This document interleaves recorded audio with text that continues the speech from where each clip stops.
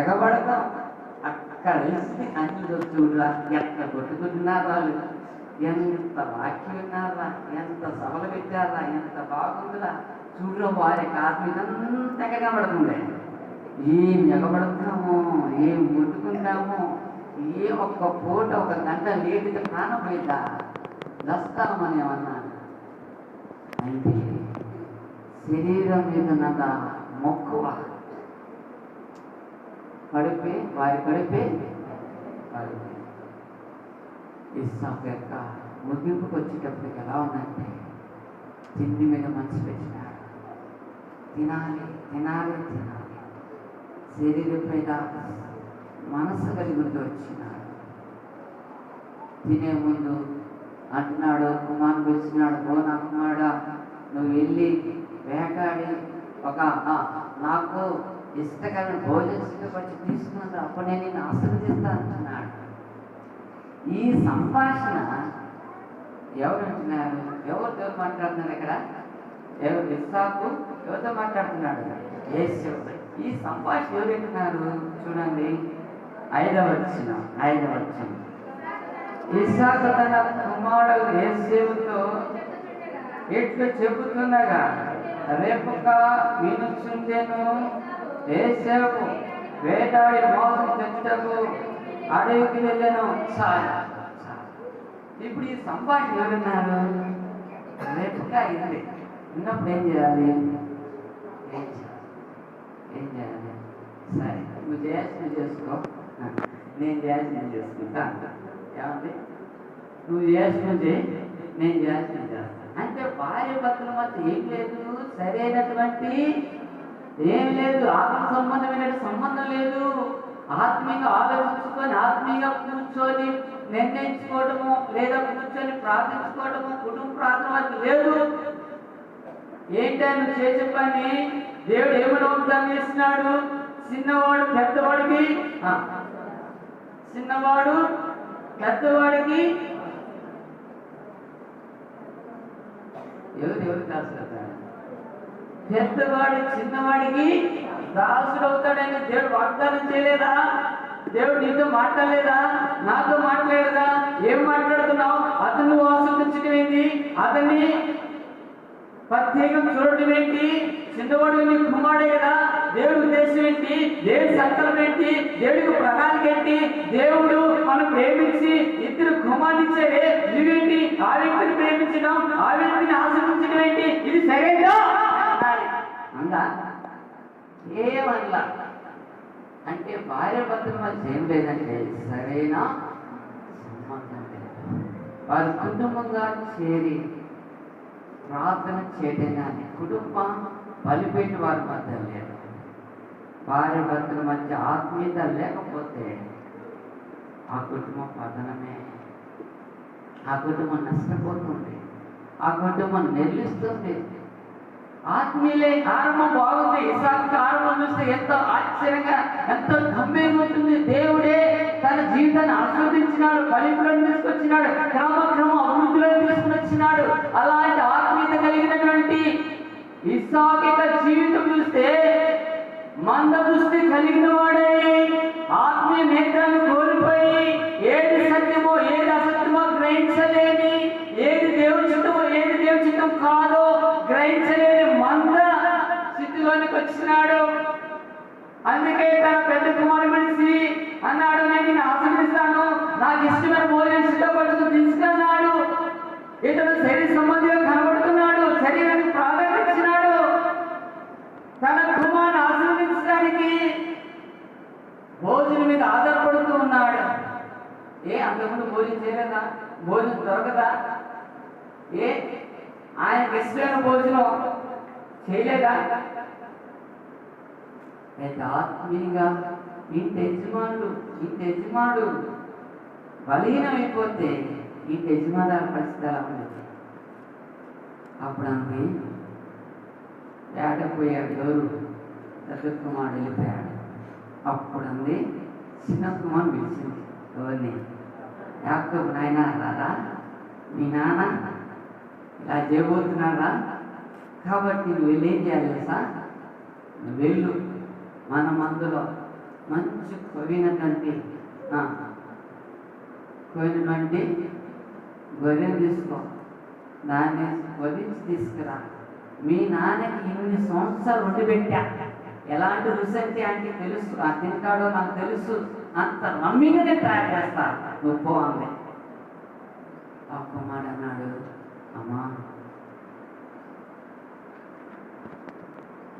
నా తండ్రి నా స్వరం గుర్తిస్తాడు అని కనబడకపోవచ్చు, కానీ నా స్వరము వినగలిగే వినికిడి మాత్రం కోల్పోలేదు అంటాడు.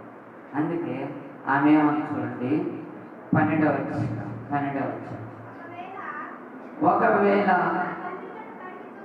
చూచును అప్పుడు నేను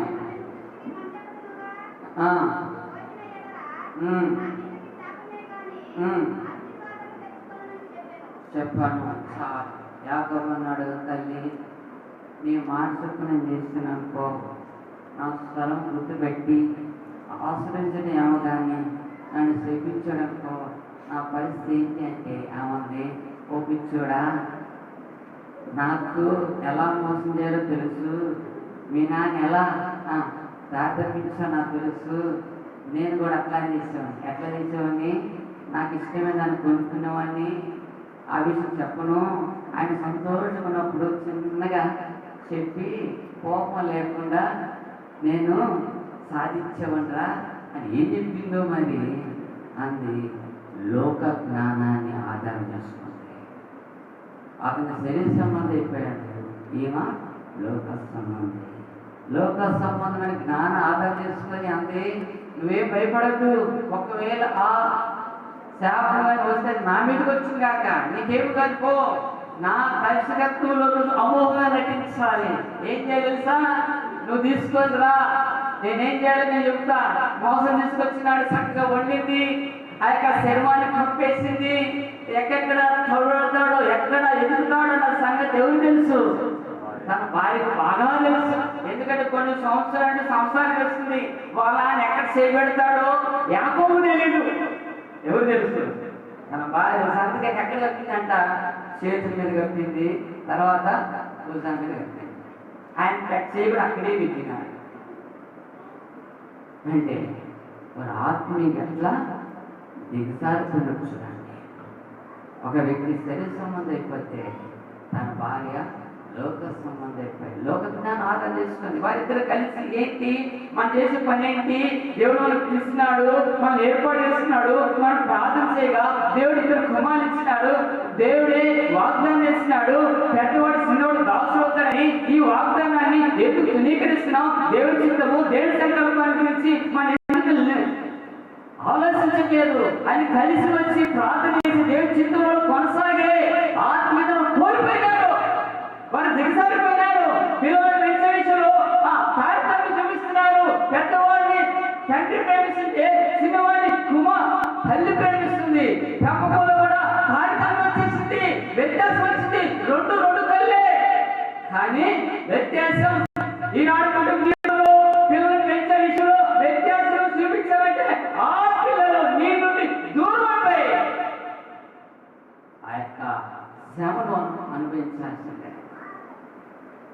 వారు ఆత్మీయంగా దిగజారిపోయి ఆత్మీయంగా మందగిలిపోయి పిల్లలు పెంచే విషయంలో ఆత్మీయంగా పెంచలేని స్థితిలోకి వచ్చినారు. వారు ఆత్మీయులైతే పిల్లలు ఆత్మీయంగా పెంచేవారు, వారు ఆత్మీయులు కాదు. ఇప్పుడు వారు శరీర సంబంధంగా లోక సంబంధంగా అయిపోయినారు. దేవుడి చిత్తము దేవుడి సంకల్పం గుర్తించలేకపోతున్నారు. వారు ప్రార్థన చేయట్లేదు. ఇస్సాకు తన గుడారం వేపు నేర్చినాడు, మరి ఇప్పుడు ఏమైనా ప్రార్థన, ఇప్పుడైనా ఆత్మీయత, ఇప్పుడేమైంది ఆ దేవుడు అయ్యాడు. ప్రార్థన చేయటం మానేసినారు. దేవుడి మీద ఆధారపడలేదు, దేవుడు చూడలేదు. ఒక స్థాయికి వచ్చినారు, దేవుడు గ్రామకంగా అభివృద్ధి చేసినాడు, ఉన్నత స్థితిలోకి వచ్చినారు, డబ్బు వచ్చింది, అధికారం వచ్చింది, హోదా వచ్చింది, అన్ని బాగున్నాయి. ఏది ఉండాలో దేవుడు పొందాడు, అది మాత్రం లేదు.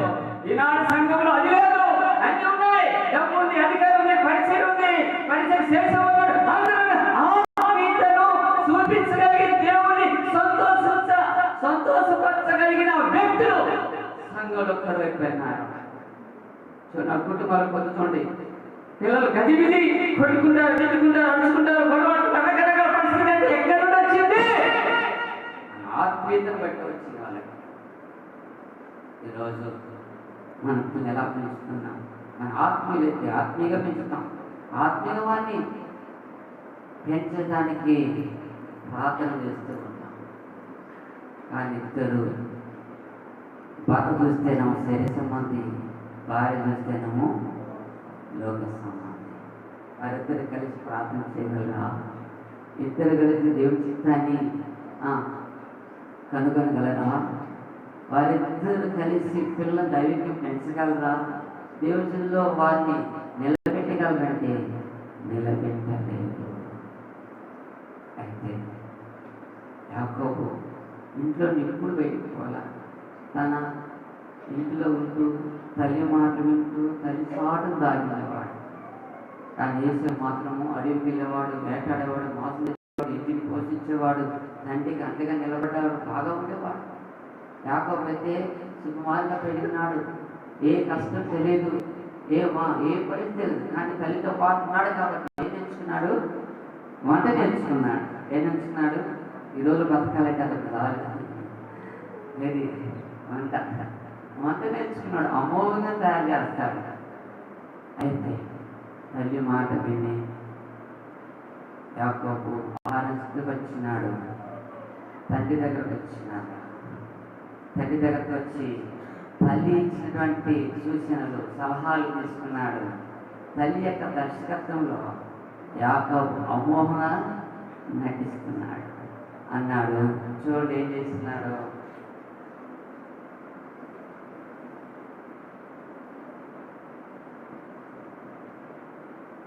పద్దెనిమిది 17, 18 తాను సిద్ధపరిచిన రుచిగల భోజనమును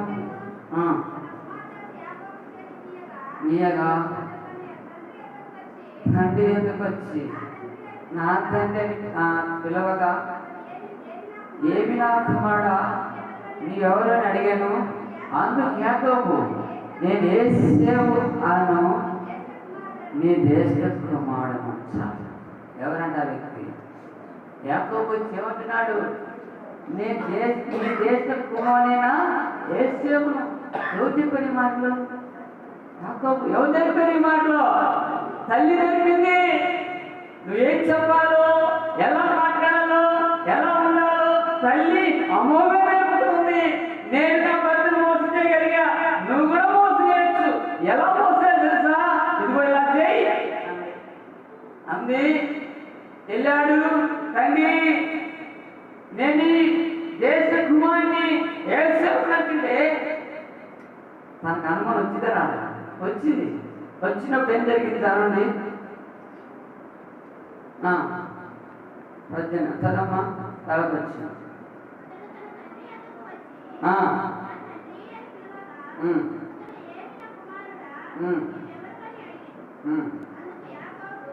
యాకోబు, నేను యేసేపు అను నీ జ్యేష్ఠ కుమారుడును. నువ్వు నాతో చెప్పిన ప్రకారము చేసినాను. నువ్వు నన్ను దీవించుటకై దయచేసి లేచి కూర్చుండి నేను వేటాడి వచ్చిన దాన్ని తినుమని తర్వాత వచ్చిన.